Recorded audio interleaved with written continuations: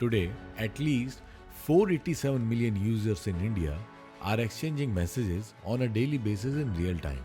As one of the most popular channels of communication, it is our moral responsibility to use this tool diligently. Fake news and sophisticated disinformation campaigns are especially problematic, and there is a growing debate on how to address these issues without undermining the benefits of digital media. Keeping this in mind, we have developed a video documentary to empower the youth and NPOs. Let us hear what our experts have to say on the topic.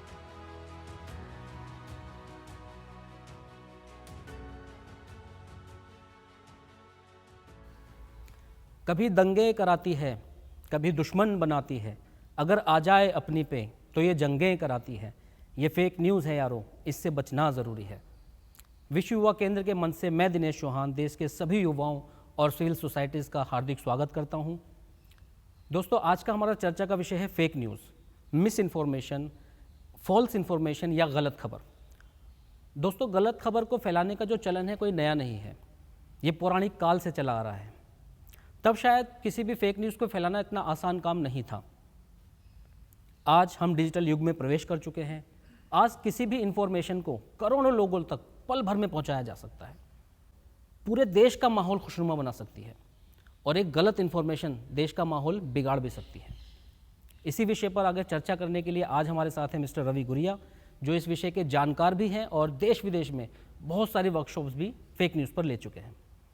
Ravi, विश्व युवा केंद्र में आपका स्वागत है। Thank you.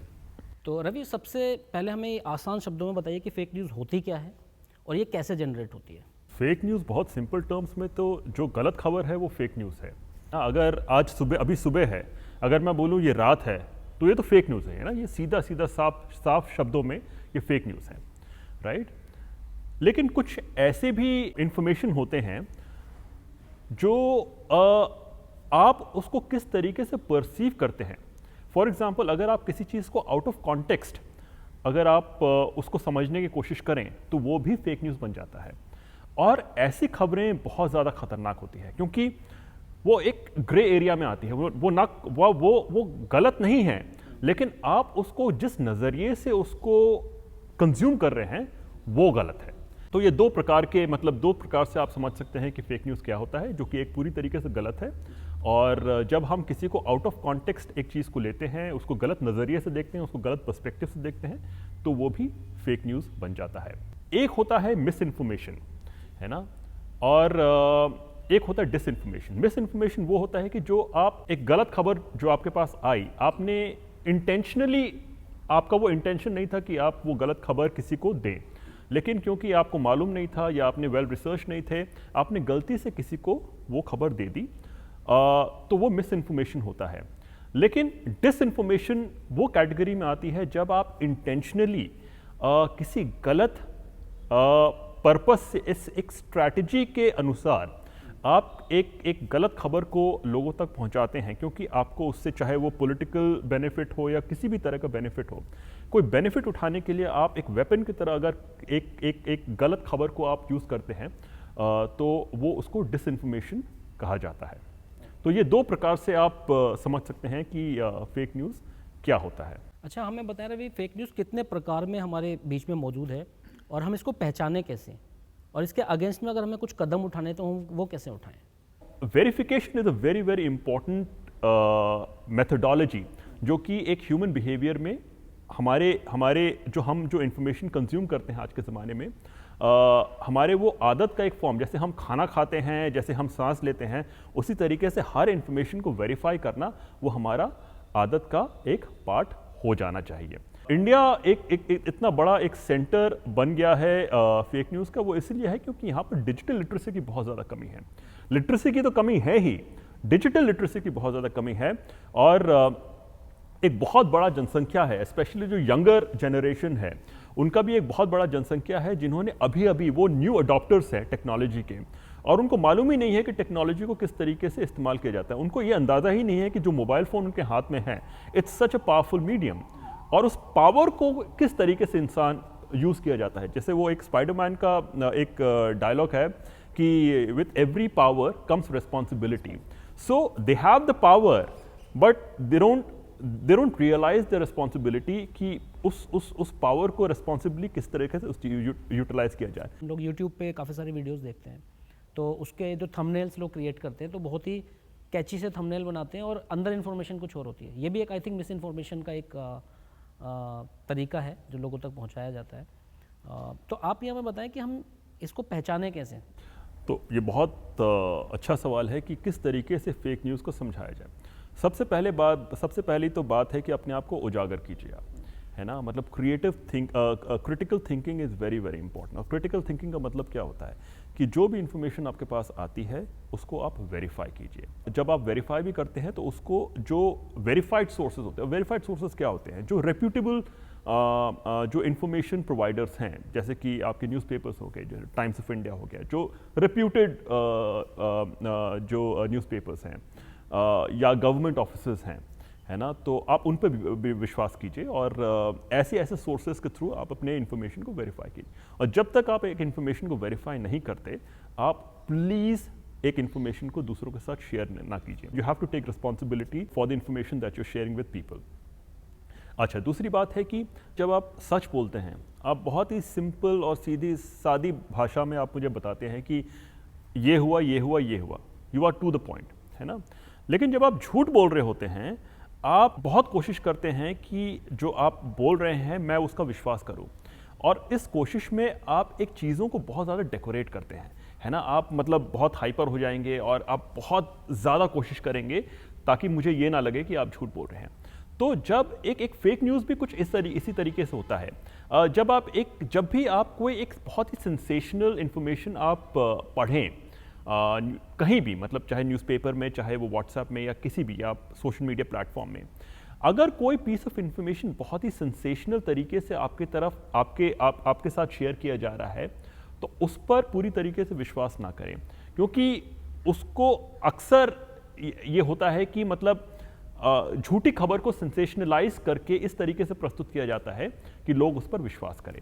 अगर हमें पता चल गया ये फेक न्यूज़ है, जैसे अखबार में हमने कोई गलत खबर पढ़ी है या हमें ऑनलाइन कोई इन्फॉर्मेशन ऐसी मिली जो हमें लगा ये मिसलीडिंग है, तो हम उसके अगेंस्ट में कुछ कदम उठा सकते हैं क्या? देखिए, सबसे पहले तो उसको, अगर आप व्हाट्सएप में हैं तो सबसे पहले तो उसको शेयर ना कीजिए। और अगर आपको लगता है कि आपके नेटवर्क में अगर किसी दूसरे लोगों ने भी उस इंफॉर्मेशन को शेयर किया है, तो आप उनको भी आगाह करें कि प्लीज़ इस इंफॉर्मेशन को शेयर ना करें, पहले आप वेरीफाई करें, और अगर वो गलत है तो वो वेरीफाइड इंफॉर्मेशन आप लोगों तक पहुंचाए। दूसरी बात है कि आपको सोशल मीडिया प्लेटफॉर्म बहुत सारे ऐसे टूल्स आपके हाथ में देता है जिससे आप एक्शन ले सकते हैं। अगर आप ऐसा कोई इन्फॉर्मेशन होता है जिसको आपको लगता है कि गलत इन्फॉर्मेशन है और अगर वो लोगों तक जाएगी तो उसके बहुत दुष्परिणाम हो सकते हैं, तो आप इमीडिएटली उन टूल्स का इस्तेमाल कर सकते हैं। जैसे कि व्हाट्सएप में होता है कि आप उसको रिपोर्ट कर सकते हैं, आप अगर किसी ग्रुप से वो इन्फॉर्मेशन आ रहा है तो आप उसको ब्लॉक कर सकते हैं, है ना, आप उसके अगेंस्ट कंप्लेन कर सकते हैं। तो इस तरह के आपके पास टूल्स होते हैं। फेसबुक में भी है, ट्विटर में भी है, सारे सोशल मीडिया प्लेटफॉर्म्स में आपको वो टूल प्रोवाइड किए जाते हैं जिससे आप इंस्टेंट एक्शन ले सकते हैं और उस फेक न्यूज़ को वहीं पर रोका जा सकता है। सिटीजन्स हैं, स्पेशली जो अपने आप को डिजिटल सिटीजन समझते हैं और थोड़े अवेयर हैं और उनकी क्रिटिकल थिंकिंग अच्छी है, ऐसे लोगों को भी रिस्पॉन्सिबिलिटी लेना बहुत ज़रूरी है। अक्सर हम लोग इन सब चीज़ों को सीरियसली नहीं लेते हैं। जिनके पास अवेयरनेस नहीं है वो तो सीरियसली लेते ही नहीं हैं, बल्कि जिनके पास अवेयरनेस है वो लोग भी सीरियसली नहीं लेते हैं और उनको लगता है कि अरे एक ही तो इन्फॉर्मेशन है, चलो मैं नहीं करूँगा तो कोई और कर देगा। लेकिन अगर आपके पास वो इन्फॉर्मेशन आया है और आपके पास वो सारे टूल्स हैं, आपके पास समझ है कि उसको वेरीफाई कर सकते हैं और उसको ब्लॉक कर सकते हैं, रोक सकते हैं, दूसरों को अवेयर कर सकते हैं, तो ये सब आपको, मुझे लगता है कि आपको एज अ रिस्पॉन्सिबिलिटी लेनी बहुत ज़रूरी है। आजकल फेक न्यूज़ एक बिजनेस मॉडल में कन्वर्ट हो गया है, काफ़ी सारा बिजनेस भी जनरेट हो रहा है फेक न्यूज़ के थ्रू, तो इस पर थोड़ा सा रोशनी डालिए, बताइए थोड़ा इसके बारे में। ये टेक्नोलॉजी जैसे हम लोग बोलते हैं ना, कुछ पॉजिटिव है कुछ नेगेटिव है। मेरे ख्याल से एक बहुत बड़ा नेगेटिव है और it's become so big that it is literally driving, I don't know, I mean it's literally driving the political system and the economy of many countries. जब एक चीज़ एक बिजनेस मॉडल और रेवेन्यू जनरेशन या livelihood बन जाता है तो तब उस चीज़ को रोक पाना बहुत मुश्किल होता है। इनफैक्ट जैसे कि अमेरिकन प्रेसिडेंशियल इलेक्शंस हुए थे, है ना, जिसमें डोनाल्ड ट्रंप जीते थे, वहाँ पर फेक न्यूज़ ने एक बहुत बड़ा रोल प्ले किया था। उस इलेक्शन को मतलब कुछ लोगों को बेनिफिट पहुंचाने के लिए उस इलेक्शंस में ब्राज़ील का जो इलेक्शंस हुआ था, वहाँ पर जो बोल्सोनारो वहाँ के जो प्रेसिडेंट बने थे, उनको बहुत ज़्यादा बेनिफिट हुआ था। उन्होंने मतलब बाकायदा व्हाट्सएप के थ्रू इतनी फेक न्यूज़ फैले थे जिससे बोल्सोनारो को वो प्रेसिडेंशियल इलेक्शन जीतने के लिए बहुत फ़ायदा मिला था। हम लोग इंडिया में देखते हैं कि इंडिया में फेक न्यूज़ को बहुत तरीके से बहुत स्ट्रेटेजिकली इस्तेमाल किया जाता है। तो फेक न्यूज़ एक इंडस्ट्री बन गई है। जब एक इंसान के पास खाने के लिए नहीं है और आप उसको बोलो कि तुम्हें बस अपने मोबाइल फ़ोन में बैठकर सिर्फ फेक न्यूज़ जनरेट करना है, तो आप ऐसे माइंडसेट के साथ कैसे compete करोगे? जो हमारे पुराने जनरेशन है वो डिजिटल अडॉप्टर्स हैं, है ना, उनके पास टेक्नोलॉजी आया और उन्होंने अभी अभी टेक्नोलॉजी सीखा है चलाना, है ना। लेकिन जो हमारे जो डिजिटल नेटिव्स हैं, जो छोटे बच्चे हैं और जो अभी जो बड़े हो रहे हैं, जैसे आप उनको लिखना सिखाते हैं ना, क ख ग घ वो लिखना सीखते हैं, ABCD वो लिखना सीखते हैं, तो उसी उम्र से हमें उनको क्रिटिकल थिंकिंग और डिजिटल सिटीजनशिप के भी जो एट्रीब्यूट्स हैं उनके पर्सनालिटी में इनग्रेन करना बहुत ज़रूरी है। अभी तो आजकल ऐसे भी बोला जाता है कि आपका किस तरह का कलर आपको पसंद है, किस तरह का खाना आपको पसंद है, ये आपको नहीं पता, ये फेसबुक को पता है। बिल्कुल बिल्कुल। अगर आप गूगल पे कुछ भी सर्च करते हैं तो आपकी चॉइस सीधे फेसबुक पे रिफ्लेक्ट होती है। एब्सोल्युटली। और आपने बहुत अच्छा मतलब ये पॉइंट उठाया, और मैं बता रहा हूँ आपको कि जब स्पेशली जब presidential election, US presidential elections हुए थे, वहाँ पर लिटरली लोगों मतलब फेसबुक के पास इतना डेटा था लोगों के ऊपर कि वो लोग लिटरली प्रिडिक्ट कर पा रहे थे कि ये बंदा किसको वोट देने वाला है ना, मतलब ये राइट विंग है, लेफ्ट विंग है, मतलब they could literally predict the choices, the voting choices of people bye their behaviour.